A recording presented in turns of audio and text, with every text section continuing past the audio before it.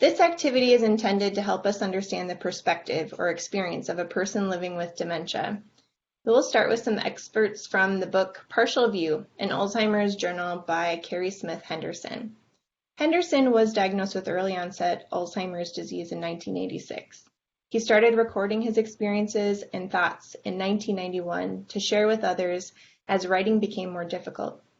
His recordings were transcribed into a book with the help of his daughter and published in 1998.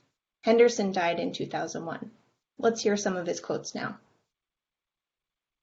No 2 days and no two moments are the same.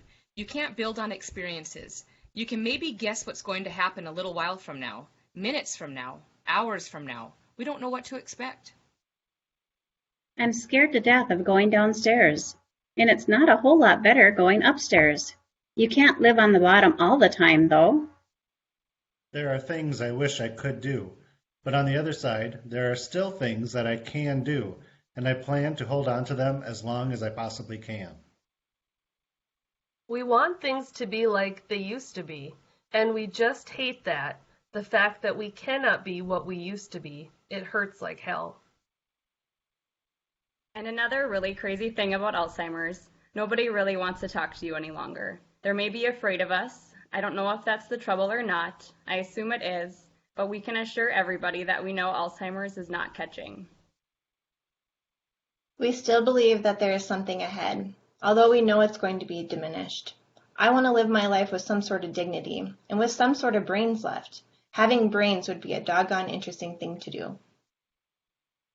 Every time I have a feeling that I'm losing contact, losing my brain, whatever it is, I panic. I think the really worst thing is you're so restricted, not so much by other people, but you just feel that you are half a person, and you so often feel that you are stupid for not remembering things or for not knowing things. People with Alzheimer's do actually think. They may not think the same sort of things that normal people think, but they do think. They wonder how things happen, why things happen the way they are. It's a mystery. Very often, I wander around looking for something which I know is very pertinent, but then after a while, I forget all about what I was looking for. When I'm wandering around, I'm trying to touch base with anything, actually.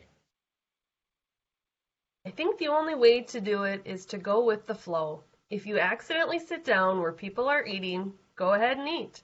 That's my motto. Do as the Romans do. And when Romans do it, if you see a Roman doing it, it's all right.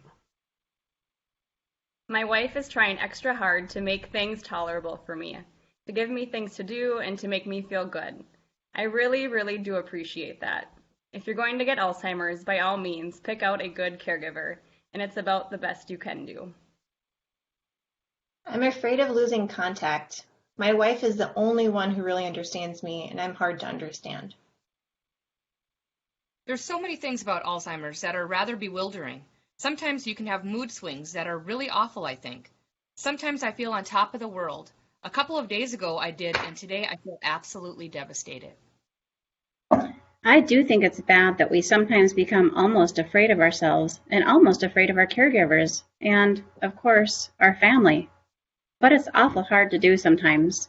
The feelings of being put on and the feelings of nobody loves us, I think those are perfectly normal feelings.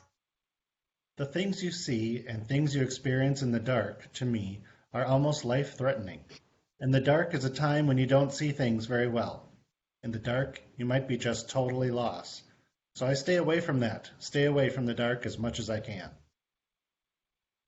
Somehow I learned to cope with it, mainly through, first of all, that you're going to screw up a good many times, so just don't let it bother you. There'll be another time to screw up, and there might be a few times when things just go right.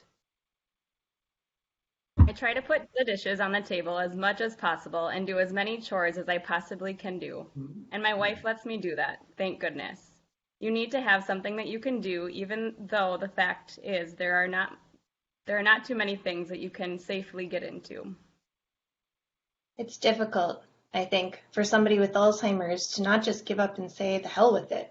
I periodically do that, but then again, there are things that I really enjoy. It's just that when you lose the most valuable things in your life, your career, not to mention making money and other fool things like that, and just the feeling that you are inferior somehow, and you're not good anymore. I feel that way, and I don't want to feel that way. Don't want anybody else to feel that way, but I do. Alzheimer's is a lot of stress, mainly because you know what you've been earlier, and you know very well you're not that good now, and it's really hard to reconcile. There are times when I felt like destroying things. Sometimes I want to cuss. Actually, I do some cussing out of frustration. It's a whole lot better, though, if things are quiet and uncomplicated. So what do you guys think about these quotes? What are your thoughts and reactions when you hear these?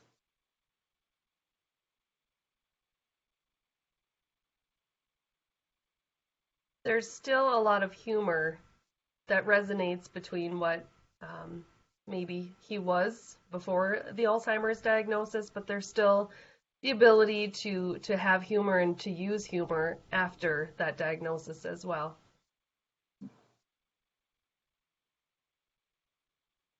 I feel it's really sad to hear how he feels like he's not good enough anymore.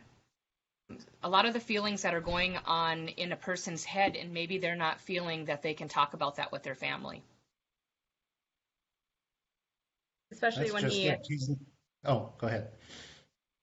I was just going to say, especially when he talks about that dark place.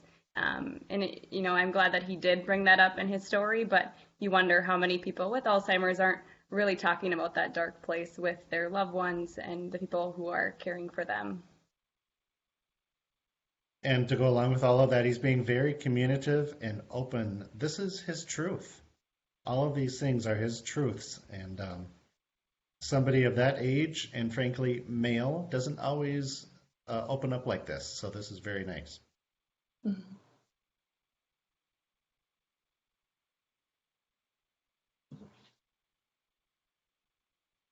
Was there anything surprising or anything that resonated with you? I think the feeling of just being lost and losing not only cognitive ability, but losing who I was before that diagnosis, and what are other people seeing me as now, and just that fear of losing contact, losing social connection, just being lost. Mm-hmm. I'm not sure that it surprised me, but it really made me smile. His humor again, and especially how he tells everybody to pick a good caregiver because his wife is a good caregiver. And so it's a little surprising that he really realizes that. I was surprised where he wrote that sometimes we become afraid of ourselves, afraid of our caregivers, and the feeling that nobody loves us. Those are three really dark feelings. Yeah, it almost gives a sense of isolation in a way. Mm-hmm. I also heard quite a bit about his need to feel useful, and his hesitation to get into things feeling that it might not be safe.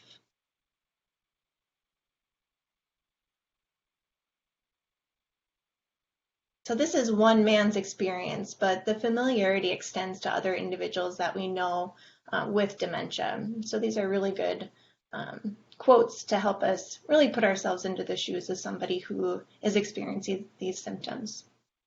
Thank you, everybody.